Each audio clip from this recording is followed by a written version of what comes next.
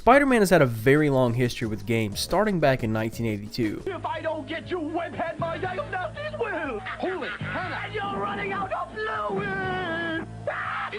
And as of now, has 35 games centered around him, with a lot of them not being very good aside from a small handful. To make matters worse, most of the games that were marketed on consoles also got handheld ports. Not sure if you're aware or not, but handheld ports are typically pretty shitty when compared to their original that they spawned from. Sometimes the ports were similar to their counterparts in story, but had completely different gameplay due to hardware limitations, while others were different games entirely and only shared names with the originals. The game that we are about to discuss is neither of these. Spider-Man Mysterio's Menace for the Game Boy Advance is one of the few handheld Spider-Man games that stands out as its own thing. When it comes to the story of Spider-Man Mysterio's Menace, you really shouldn't expect much from a Game Boy Advance game that will only run you about an hour and a half in length. Told with comic book-like cutscenes, Mysterio's Menace kicks off rather simply. Peter Parker receives a phone call from a significant other, Mary Jane, who says that she had just won some goldfish as a prize at an amusement park, but forgot to pick up a fishbowl on the way home, to which Peter responds that he will get one for her. Immediately after, in typical superhero fashion, Peter's spidey senses begin to go off and it is revealed that there are a series of crimes taking place all over New York City, causing Peter to once again don the moniker of his alter ego, Spider-Man. The game has a total of 7 levels once it's all said and done, but when we begin we are presented with 3 to pick from: the pier, downtown, and a metal foundry. You can pick whatever level you'd like. The end game remains the same no matter what. I personally went with downtown first. Each level has its own little sub-story that ties in with the big picture, but is really just there to push in some of Webhead's more popular villains such as Hammerhead, Rhino, Scorpion, Electro, Mysterio, and of course, Big Wheel. Okay.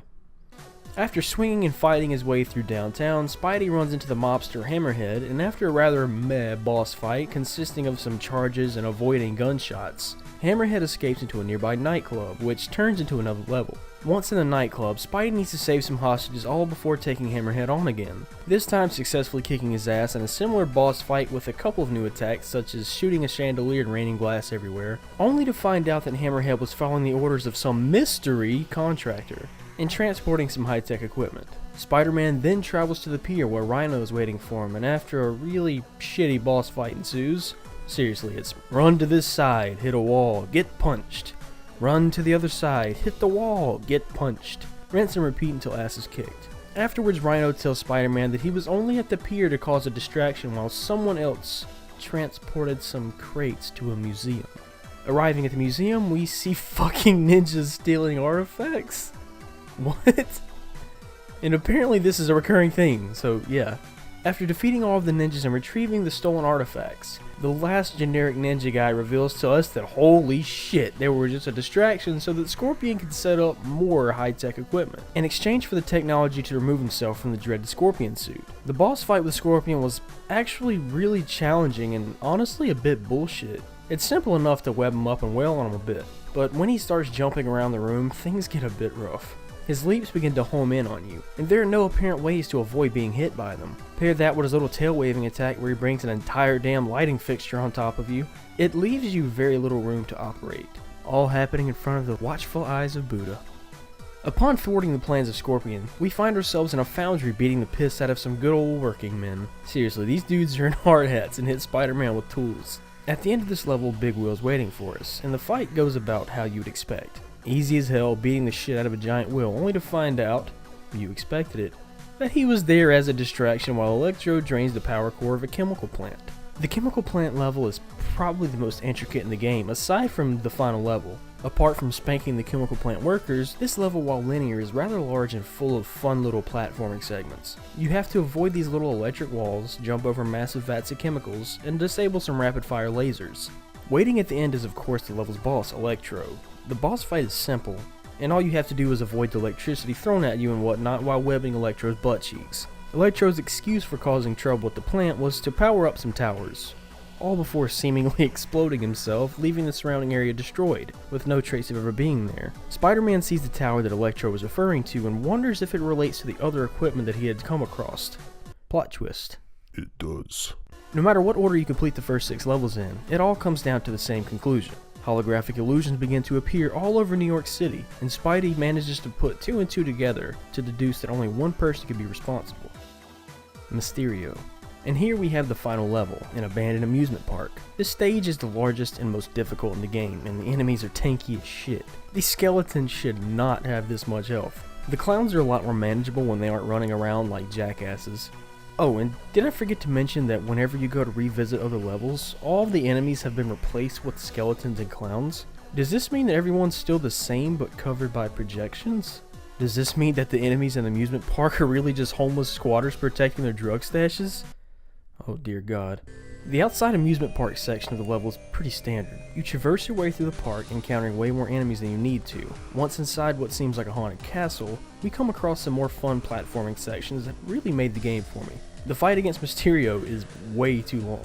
This guy takes such little damage. The battle itself is pretty fair and full of really cool attacks on Mysterio's part. He creates clones and throws projectiles at you. He transforms into various bosses in the game, and even Spider-Man himself becomes really large and smashes the ground and sets stuff on fire. It took an entire game, but we finally have a decent boss fight. A very fucking hard one too.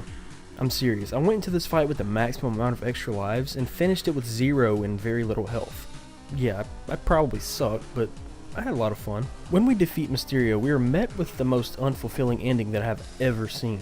We spend the entire game trying to figure out who is responsible for shit, only for the culprit to fucking literally disappear from inside of his suit. Quentin Beck's probably running around New York ass naked while Spider-Man's holding a sweaty nutsack suit like a schmuck. Oh hey, at least Peter has a fishbowl in the form of Mysterio's helmet, and that's it. Game over. No follow-up, no closure. Even if the game's story is nonsensical, everything else more than makes up for it. Web swinging in this game feels pretty fluid and is a fun and useful way to get around. But be warned, you are limited with how much webbing you can use, as your web shooters only have a finite amount. This can be remedied by finding little web pickups throughout levels and even finding hidden upgrades that increase your web capacity. And to enhance your physical damage resistance, you could find the armor suit, for fire damage resistance, the thermal suit, for electricity damage resistance, the electric suit, and to slowly regenerate your health and web, you can find the classic symbiote suit. But I was way too lazy for that shit. You can only find it at the final level, which I really wanted to hurry up and finish before I got too stressed. Aside from being used as a means of traversing, web also comes in handy when fighting. You can shoot web balls at enemies, tangling them up for a few seconds or long enough for you to hit them with a combo. And you can also create a web shield that protects against most projectiles and attacks. And when you're damaged, you can grab some convenient health pickups, or even a little armor one that gives you the armored suit.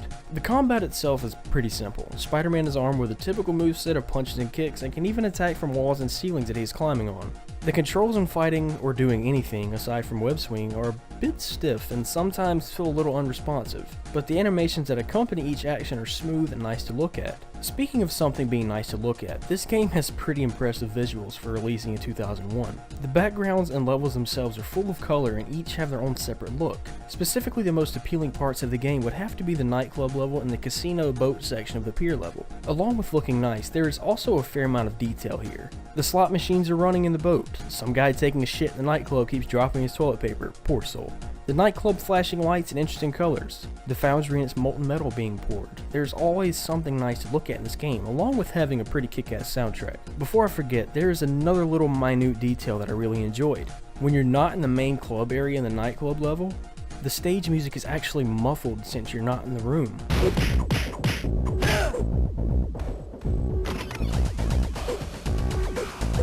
Which I thought was a pretty nice touch. But I cannot say the same for the character models. This game tries to do that weird, ugly 3D character model thing for the Game Boy Advance, and they're all pretty ugly. While they do look pretty smooth when in action, their textures are really muddy and they don't even have faces. With the bosses, this isn't really much of a problem since we can pretty much immediately tell who they are, but with the random henchmen in the game, it takes away from it. Not having a face aside, the enemies are pretty varied. We have the thugs and mobsters in downtown and nightclub areas, the dock workers in the piers, the ninjas in the museum, the chemical plant and foundry workers, and the skeletons and clowns. Most of them have the exact same attacks, but some are pretty unique, like the chemical workers who can spray you with either a freezing material, which slows you down or makes you really heavy, or a flamethrower, which just burns you to shit. With cool music, lots of platforming, and levels that can really reward you for exploration, there is a lot of fun that can be had with this short but sweet Spider-Man Mysterio's Menace. If you were just chilling on your lunch break at work or just want to pass a couple hours during the day, I recommend that you play this game. And if you're a Spider-Man fan like myself, it's a must-have. Thank you all for watching, and as always, until next time.